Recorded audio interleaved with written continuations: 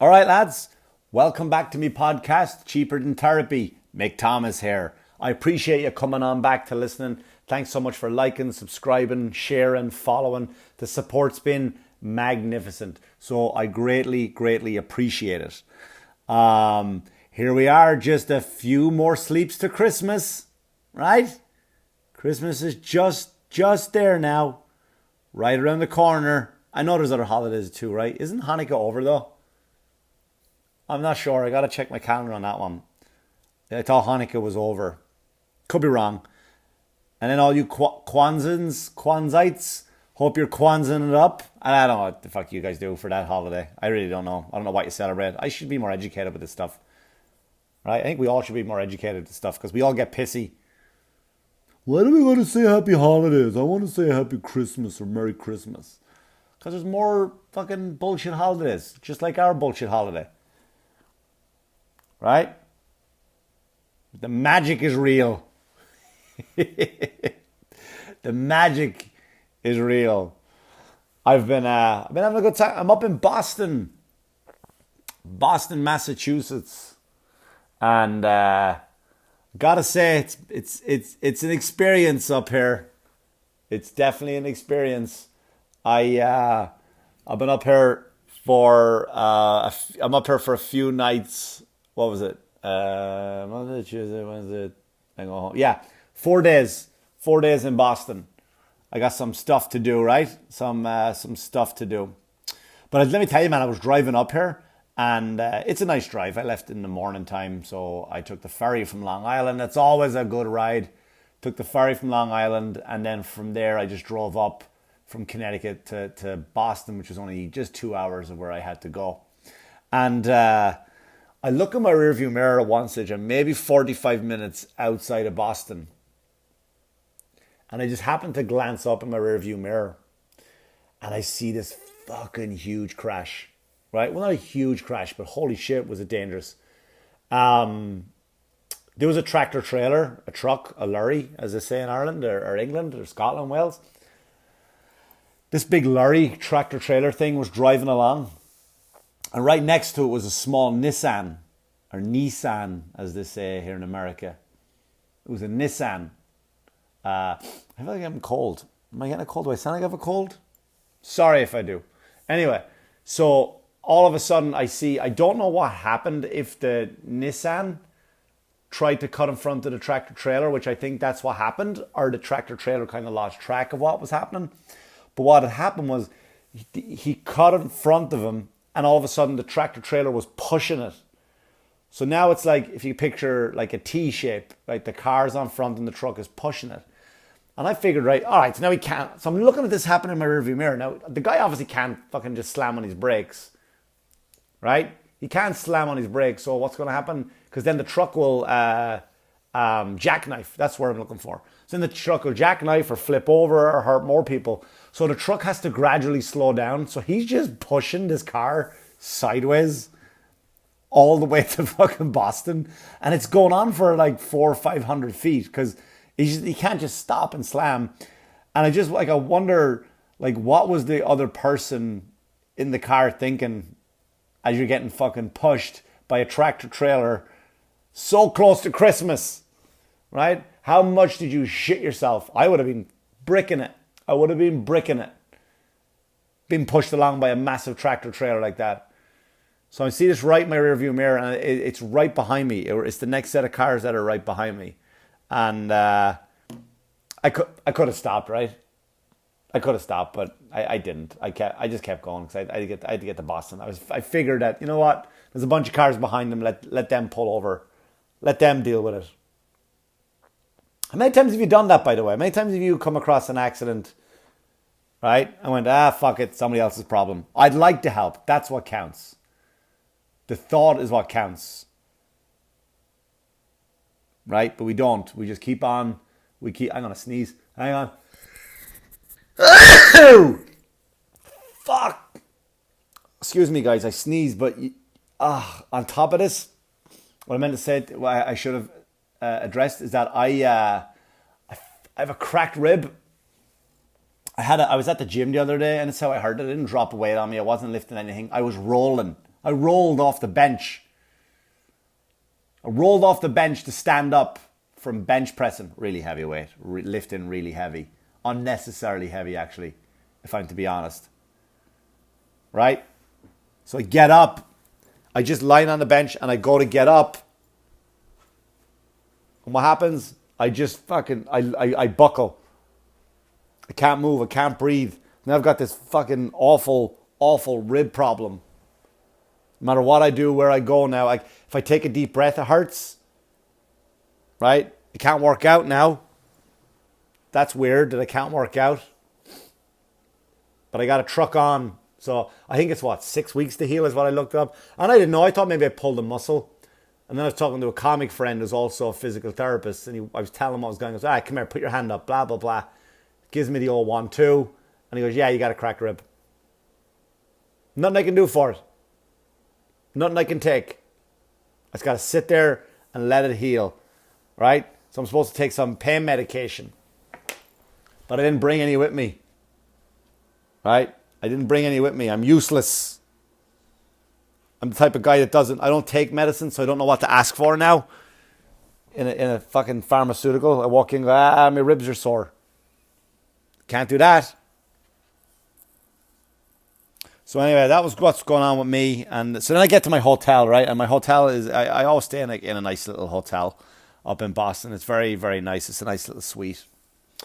And I pull up and there's no parking lot.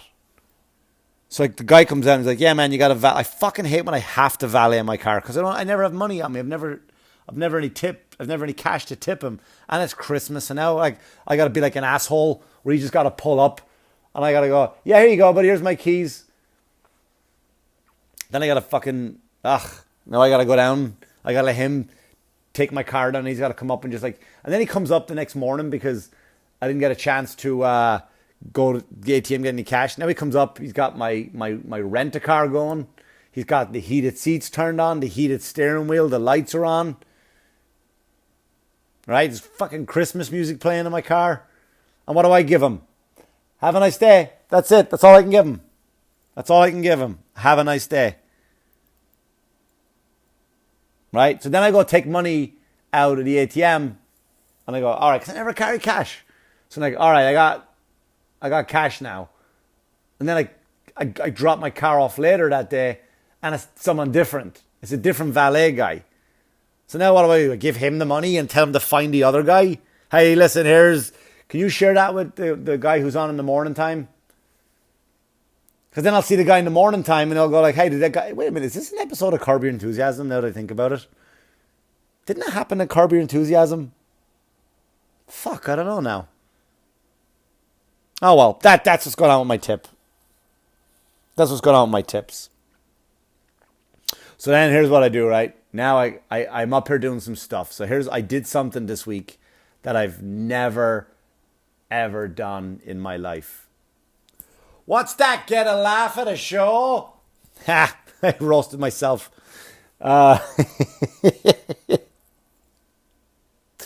So I hook up I call this guy up and I'm doing some stuff up there. I'm doing some big shows up here and I don't want to, so I got Monday night off and I reach out to this guy. I don't want to mention his name because he runs a good show. I'm sure he does. And I don't want to speak ill of the show. I don't want to name the place. So he goes, all right, man, look if you're up here Monday night, why don't you come on down and do a spot on my show? I go, sure, man, where is it? He tells me where it is.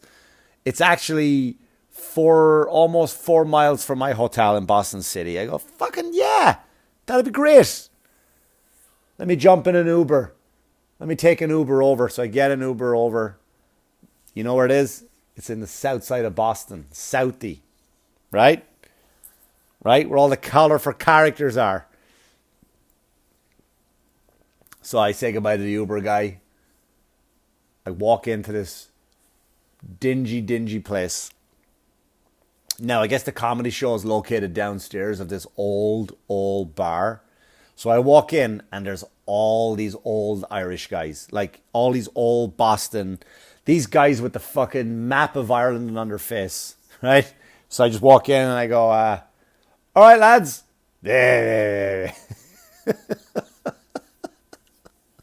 I swear to God, and I laughed.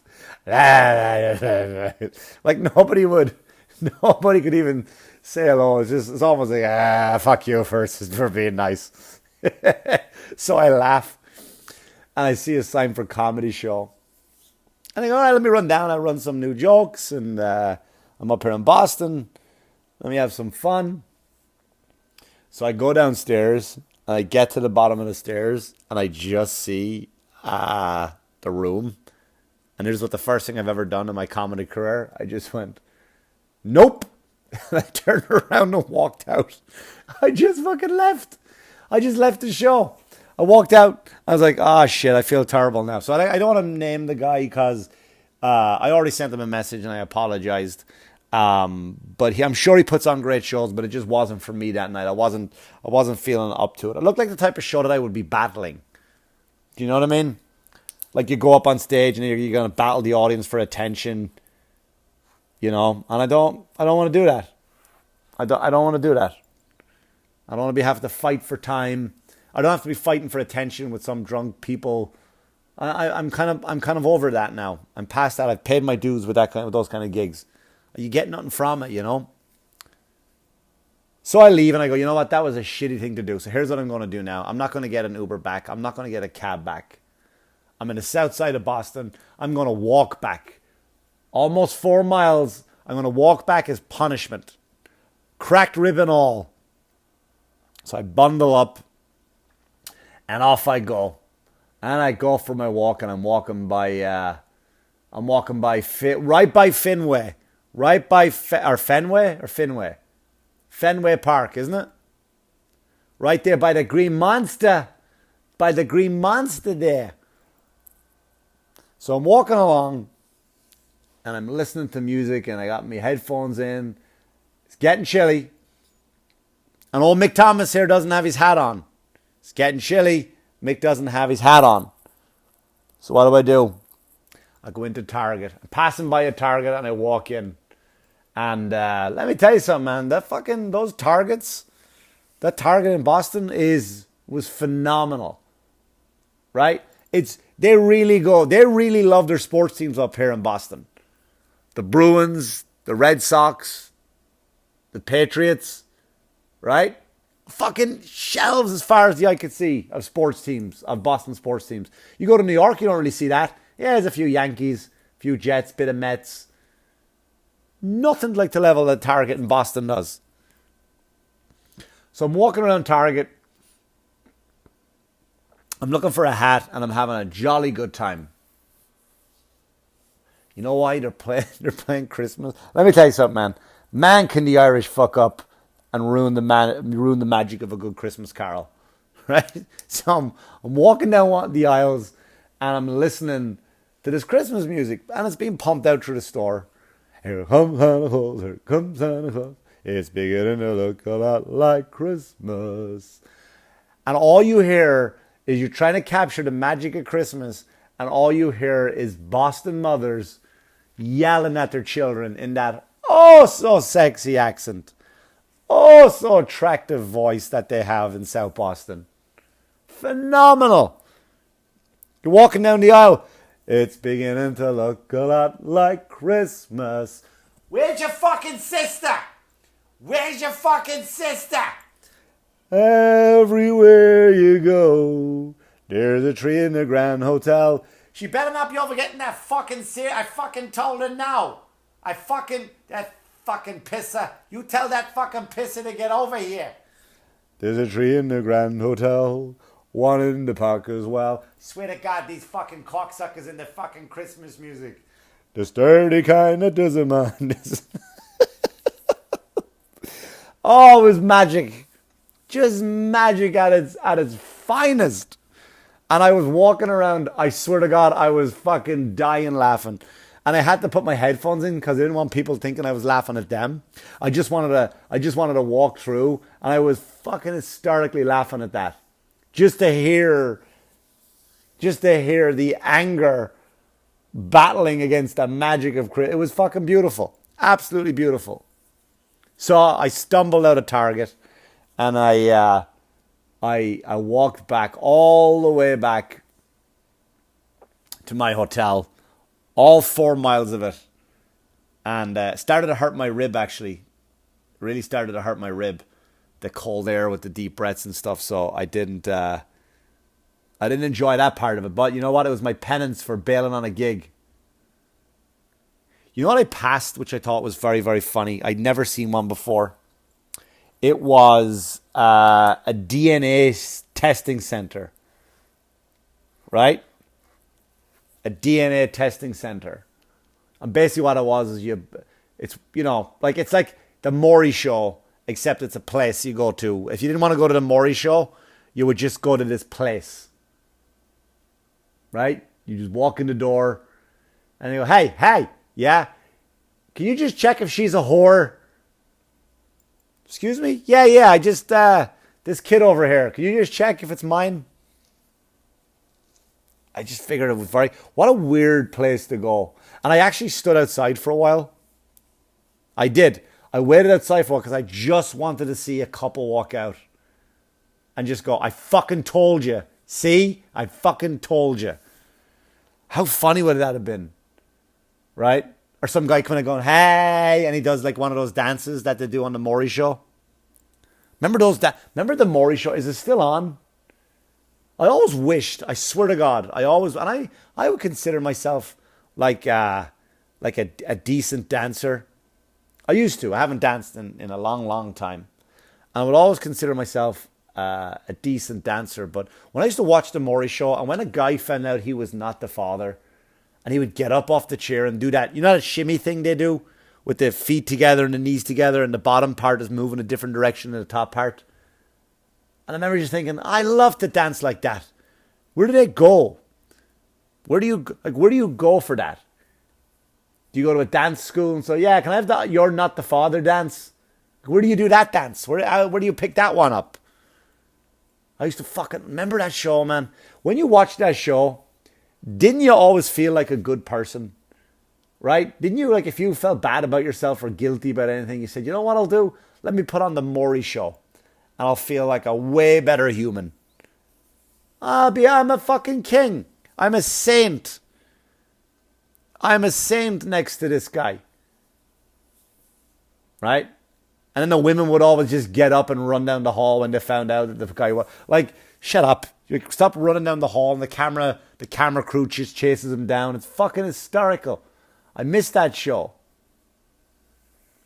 And then sometimes you would see like the women and they would make up the dumbest comparisons. They would get up and start hitting on the screen. Right? Look at him, Maury. Look at his nose. He got a nose too. They would just find the dumbest shit that would make them try find like they were that they had in common. Look at Maury. He got eyes. The baby got eyes. Fucking hysterical. And then sometimes like you get a really slutty woman, or a real kind of whore, and you would have the baby in the middle and then all these possible daddies around like the Brady Bunch. Remember those guys? Gonna be one of these, Maury. It's gotta be one. It still wasn't. It still wasn't one of the 8. Oh, fucking great television. I used to love that show. Really, really good television. And they would run and they would just break. And I used to love the mathematics they would do. I'm 1,000% sure. I'm 1,000% sure. Listen, sweetheart, last time I checked, you can't get more than 100%. That's it. I'm 1,000% sure. Fucking hilarious. And you used to always like the argument, and I do this with people today. Like if I'm having a discussion or an argument with somebody, like I argue with, I try talk. I want to get to the bottom of this. I want to go, here's my version. Here's the way I see it. And I'll let you speak now. So here's the way you see it. When you hear him on the Maury show, and I call it, like, whenever I argue with someone like that, I call it a Maury argument, where all they just go is like, they won't let the other person speak. So they'll go, whatever. And the guy's like, yeah, but listen, if you just, I wasn't in the country that time. Whatever. No, you're not listening to me. All I'm saying is I wasn't in the country. Whatever. And the one time we did have sex, it was anal sex. I was like, whatever, you're the daddy. And it was the most hilarious thing you would ever see. Oh my God, I loved it. Loved being outside the DNA center. And all that flashed back to me. All of it did. Then I went back to my hotel and I watched Christmas Vacation, and I popped up some microwave popcorn and I watched Christmas Vacation. Right? I got Elf on in the background right now. Love the Christmas movies. Love them. I'm enjoying the season so far. I get to go back home tomorrow. That's where I am now. So when you're listening to this, it'll almost be Christmas. And I'm gonna spend Christmas. I can't wait for Santa Claus bring all the stuff to the kids. I have New Year's Eve. I got some. Where am I New Year's Eve? Oh yeah, I'm at Port Jeff Theatre 3 headlining 2 shows. You don't even have to wait. You don't even have to wait till the ball drops. You can just get your laugh on and go the fuck home, and you'll be home before it happens. You'll be in your bed before the ball drops if you want to. So get those tickets. They're actually, they might be gone. I don't know. I don't know what the ticket sales are like. But buy them. Buy what's left. Come on out and see. Let's have a laugh. All right? So guys, I'm going to leave you on that. So for those of you who are celebrating Christmas, guys, I want you to have a Merry Christmas, a happy, happy Christmas. And the next time I speak to you, I want to know how it went. Again, send any emails to my Instagram, my messages. Mick Thomas Comedy. For those, I do respond. You know I respond, guys. So please reach out to me. Guys, have a very, very happy Christmas. And we'll talk to you before the new year. All right, guys, take care. Thanks so much. Good luck. Happy Christmas to you. Goodbye. It's the Mick Thomas Show. The Mick Thomas Show before Christmas.